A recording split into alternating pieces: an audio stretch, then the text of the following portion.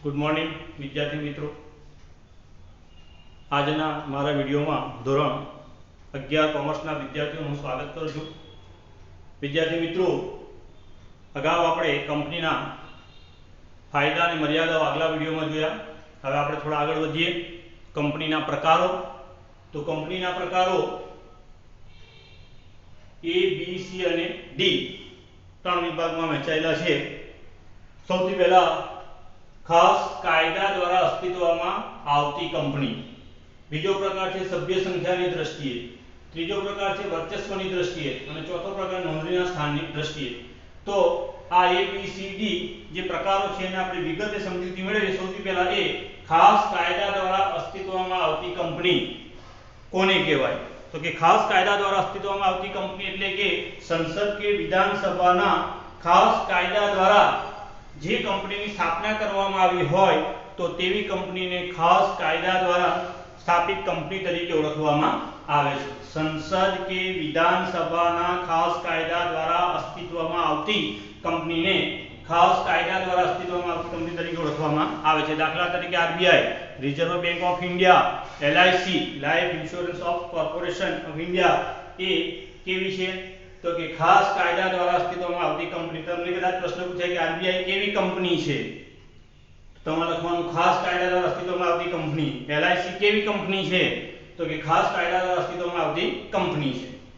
B सभ्य संख्या की दृष्टिए खूब ज इम्पोर्टન્ટ पॉइंट। सभ्य संख्या की दृष्टिए कंपनीना त्रण प्रकार पड़े छे। एमां सौथी पहलो प्रकार छे जाहेर कंपनी। जाहेर कंपनी कोने कहेवाय? जे कंपनीना नामनी पाछळ प्राइवेट जे कंपनीना नामनी पाछळ मात्र लिमिटेड शब्द लगाड़ातो होय तो एवी कंपनी ने जाहेर कंपनी कहेवाय छे। फक्त लिमिटेड शब्द लगाड़ातो होय तेवी कंपनी ने जाहेर कंपनी कहेवाय। आ कंपनी में सभ्य संख्या जोईए तो ओछामां ओछा 7 ने वधुमां वधु कोई नियंत्रण होतुं नथी। एना शेर के डिबेन्चर नी फेरबदली सरळताथी थई शके छे।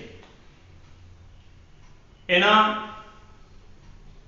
कंपनी पोताना नाणां मेळववा माटे विज्ञापन पत्र बहार पाडी शके छे अने जाहेर जनताने आमंत्रण आपी शके छे। ए जाहेर कंपनी छे। जाहेर कंपनी में पेटा प्रकारो आप्या छे। ए शेरथी मर्यादित जवाबदारीवाળી कंपनी।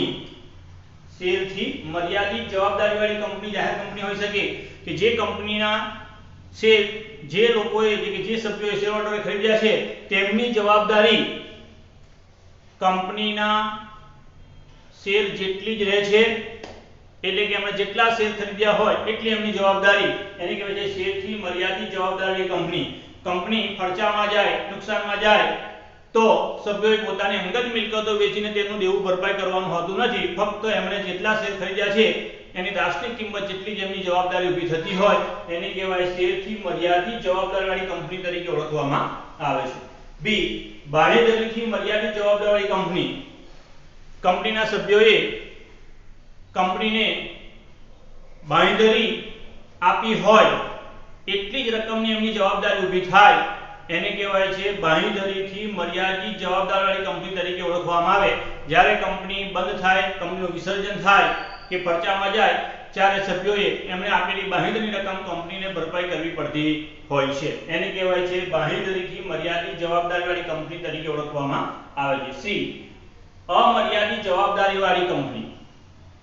अमर्यादित जवाबदारी कंपनी एटले के जेमां कंपनी खर्चामां जाय, नुकसानमां जाय तो शेर होल्डरोए कंपनीनुं देवुं भरपाई करवा माटे पोताना शेर खरीद्या ए उपरांत पोतानी अंगत मिलकतो वेचीने पण ते देवुं भरपाई करवुं पड़े एने अमर्यादित जवाबदारीवाળી कंपनी तरीके ओळखवामां आवे। एटले के कंपनीनी मिलकतो करता एनुं देवुं वधी जाय त्यारे देवुं भरपाई करवा माटे शेर होल्डरोए पोतानी अंगत मिलकतो पण वेचवी पड़ती होय અને એ દેવું ભરપાઈ કરવું પડતું હોય તો એને અમર્યાદિત જવાબદારીવાળી કંપની તરીકે ઓળખવામાં આવે છે। તો અહીંયા જાહેર કંપનીના પેટા ત્રણ પ્રકારો છે। શેરથી મર્યાદિત જવાબદારીવાળી કંપની, બાહેધરીથી મર્યાદિત જવાબદારીવાળી કંપની અને અમર્યાદિત જવાબદારીવાળી કંપની। હવે બીજો છે ખાનગી કંપની। ખાનગી કંપની કોને કહેવાય? તો કે જે કંપનીના નામની પાછળ પ્રાઇવેટ લિમિટેડ શબ્દ લગાડાતો હોય, પ્રાઇવેટ લિમિટેડ શબ્દ લગાડતો હોય એને ખાનગી કંપની તરીકે ઓળખવામાં આવે છે। ખાનગી કંપનીમાં ઓછામાં ઓછા 2 અને વધુમાં વધુ 200 સભ્યો હોય છે. ઓછામાં ઓછા 2 અને વધુમાં વધુ 200 સભ્યો હોય છે. ખાનગી કંપની પોતે પોતાના શેર કે ડિબેન્ચર ખરીદવા માટે જાહેર જનતાને આમંત્રણ આપી શકતી નથી, એટલે કે વિજ્ઞાપન પત્ર બહાર પાડી શકતી નથી. એના પણ 3 પ્રકારો છે. મર્યાદિત જવાબદારીવાળી કંપની. ખાનગી કંપનીમાં એના સભ્યોની જવાબદારી એમણે ખરીદેલા શેર પૂરતી મર્યાદિત હોય તો એને મર્યાદિત જવાબદારીવાળી કંપની તરીકે ઓળખવામાં આવે છે. બાંહેધરીથી મર્યાદિત જવાબદારીવાળી કંપની બી, તો કે એમાં સભ્યોએ કંપનીને બાંહેધરી આપી હોય એટલી રકમ પૂરતી એની જવાબદારી ઊભી થાય તો એને બાંહેધરીથી મર્યાદિત જવાબદારીવાળી કંપની તરીકે ઓળખવામાં આવે.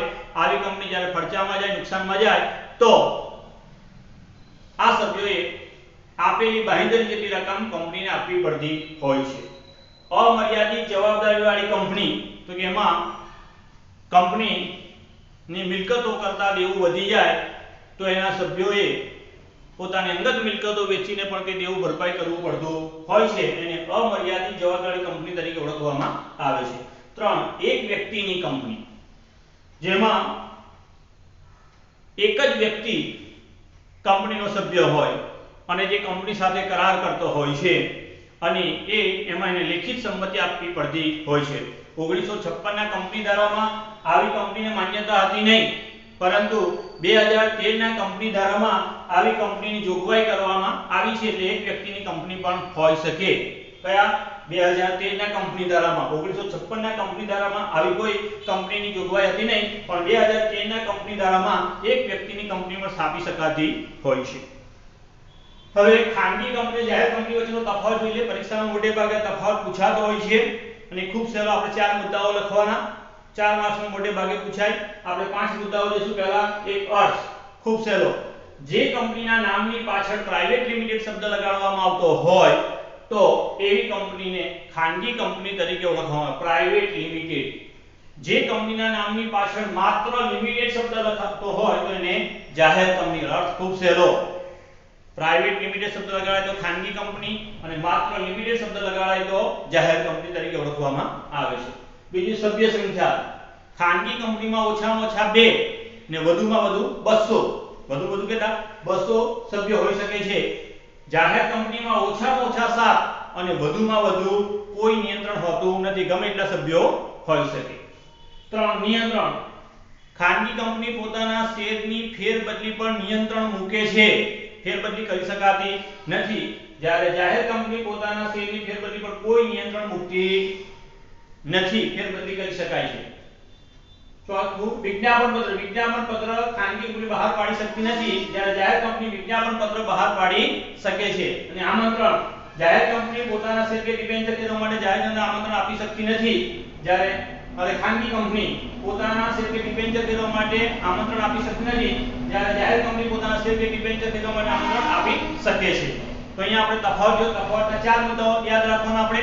એક તો અર્થ, સભ્ય સંખ્યા, નિયંત્રણ અને વિજ્ઞાપન પત્ર આમંત્રણ. ફરીવાર જોઈ લઈએ. ઇમ્પોર્ટન્ટ તફાવત છે એટલે આગળ પણ આવશે. અને આ 12મા ધોરણમાં પણ એટલું જ ઉપયોગી છે. કંપનીના પ્રકારો 12મા ધોરણમાં ફરી પાછા રિપીટ થશે, એટલે બરાબર ધ્યાન આપજો. 12મા ધોરણના અંદર એકાઉન્ટમાં ભાગ 2 માં પ્રકરણ નંબર 1 કંપનીના હિસાબો, શેર મૂડીના વ્યવહારો જે છે એના અંદર આવશે. તો આપણે આ તફાવતો 12મા માટે પણ તમને આ બધું ઉપયોગી છે. 12મા પણ આ તફાવત આવશે, આ બધા પ્રકારો આવશે. એટલે અત્યારે તમે તૈયારી 12મા ની કરી શકો છો. પહેલા અર્થ. નામની પાછળ પ્રાઇવેટ લિમિટેડ શબ્દ લગાડાય તો એને ખાનગી કંપની કહેવાય છે. નામની પાછળ માત્ર લિમિટેડ શબ્દ લગાડાય તો એને જાહેર કંપની કહેવાય. ઓછામાં ઓછા 2 અને વધુમાં વધુ 200 સભ્યો હોય તો ખાનગી કંપની. ઓછામાં ઓછા 7 અને વધુમાં વધુ કોઈ મર્યાદા ન હોય તો જાહેર કંપની કહેવાય. નિયંત્રણ. શેરની ફેરબદલી પર કોઈ નિયંત્રણ હોય છે ખાનગી કંપનીમાં. અહીંયા શેરની ફેરબદલી પર કોઈ નિયંત્રણ હોતું નથી. વિજ્ઞાપન પત્ર. ખાનગી કંપની વિજ્ઞાપન પત્ર બહાર પાડતી નથી, જ્યારે જાહેર કંપની પોતાના શેર કે ડિબેન્ચર વેચવા માટે વિજ્ઞાપન પત્ર બહાર પાડે છે. પછી સી. વર્ચસ્વની દ્રષ્ટિએ કંપનીના પ્રકારો. વર્ચસ્વની દ્રષ્ટિએ કંપનીના 3 પ્રકારો છે. સરકારી કંપની. સરકારી કંપની કોને કહેવાય? તો કે જે કંપની માં 51% કે તેથી વધુ મૂડીરોકાણ કેન્દ્ર સરકાર, રાજ્ય સરકાર, રાજ્ય સરકારો, કેન્દ્ર સરકાર અને રાજ્ય સરકારો હસ્તક હોય અથવા કરવામાં આવેલું હોય તો તેવી કંપનીને સરકારી કંપની તરીકે ઓળખવામાં આવે છે. જે કંપનીમાં 51% કે તેથી વધુ મૂડીરોકાણ કેન્દ્ર સરકાર, રાજ્ય સરકાર, રાજ્ય સરકારો, કેન્દ્ર સરકાર અને રાજ્ય સરકારો દ્વારા કરેલું હોય તો એને સરકારી કંપની તરીકે ઓળખવામાં આવે છે. દાખલા તરીકે બેલ કંપની, ભારતીય હેવી ઇલેક્ટ્રિક લિમિટેડ કંપની સરકારી કંપની છે. BSNL સરકારી કંપની છે. અશોક હોટલ્સ લિમિટેડ સરકારી કંપની તરીકે ઓળખવામાં આવે છે. શાસક કંપની, શાસક કંપની કોને કહેવાય તો કે જે કંપની બીજી કંપનીના 50% કરતા વધુ શેર ધરાવતી હોય અને તેના બહુમતી સભ્યો સંચાલકોની નિમણૂક અને તેના બહુમતી સંચાલકોની નિમણૂક કરવાનો અધિકાર ધરાવતી હોય તો તેવી કંપનીને શાસક કંપની કહેવાય. દાખલા તરીકે એ નામની કંપની બી નામની કંપનીના 50% કરતા વધુ શેર ધરાવે છે તો એ નામની કંપની એ શાસક કંપની તરીકે ઓળખવામાં આવે છે.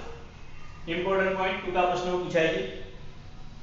ગૌણ કંપની, જે કંપનીના 50% કરતા જે કંપનીના 50% કરતા વધુ શેર બીજી કંપની ધરાવતી હોય, જેના બહુમતી સંચાલકો નિમવાનો અધિકાર બીજી કંપની ધરાવતી હોય તો એવી કંપનીને ગૌણ કંપની કહેવાય છે. દાખલા તરીકે એ કંપની બી કંપનીના 50% કરતા વધુ શેર ધરાવે છે, તેના બહુમતી સંચાલકો નિમવાનો અધિકાર એ કંપની ધરાવે છે તો એ કંપની શાસક કંપની કહેવાય અને બી કંપની ગૌણ કંપની કહેવાતી હોય છે.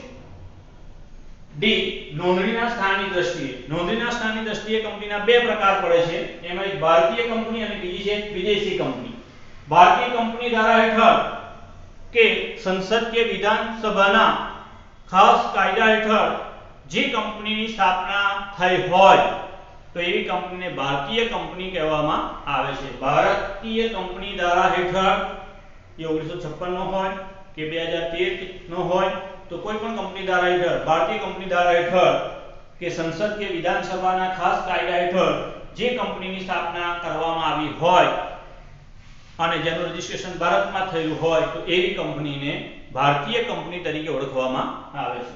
વિદેશી કંપની, જે કંપની ભારત બહાર, જેની ભારત બહાર થઈ હોય, જે કંપનીની નોંધણી ભારત બહાર થઈ હોય, તેની રજિસ્ટર ઓફિસ ભારત બહાર હોય, બીજા દેશમાં હોય અને ભારતમાં એ પોતે ધંધો કરતી હોય તો એવી કંપનીને વિદેશી કંપની કહેવાય છે. જે કંપનીનું રજીસ્ટ્રેશન ભારત બહાર થયેલું હોય, બીજા દેશના કાયદા હેઠળ સ્થપાયેલી હોય અને એ કંપની ભારતમાં પોતાનો ધંધો કરતી હોય તો એને વિદેશી કંપની તરીકે ઓળખવામાં આવે છે. તો મિત્રો અહીંયા આપણે કંપનીના પ્રકારો જોયા. ખૂબ સહેલા પ્રકારો છે અને તમારે તમારી નોટમાં આ રીતે જ એને લખવાના છે પણ સાથે સમજૂતી સહ તમારે નોંધ કરવાની છે. પ્રશ્ન તમને આપું છું, કંપનીના પ્રકારોની સમજૂતી આપો અને તમે એવી રીતે તૈયારી કરજો કે તમે 12મા ધોરણમાં છો, કારણ કે 12મા ધોરણમાં એકાઉન્ટમાં બેઠા આ જ બધા પ્રકારો ફરી પાછા રિપીટ થાય છે. ભાગ 2 માં શેર મૂડીના વ્યવહારો, શેર મૂડીના વ્યવહારો પ્રકરણ નંબર 1 માં પહેલા જ પ્રકરણમાં આવશે, ત્યારે આપણે ફરી પાછી ચર્ચા કરવી પડે. તો આ તૈયારી આપણને 12માની તૈયારી આપણે કરીએ છીએ એ જ આપણે તૈયારી કરવાની હોય છે અને વ્યવસ્થિત તમારી નોટમાં નોંધ કરજો. આવતા વિડીયોમાં ફરી પાછા આપણે આગળ મળીશું. Thank you.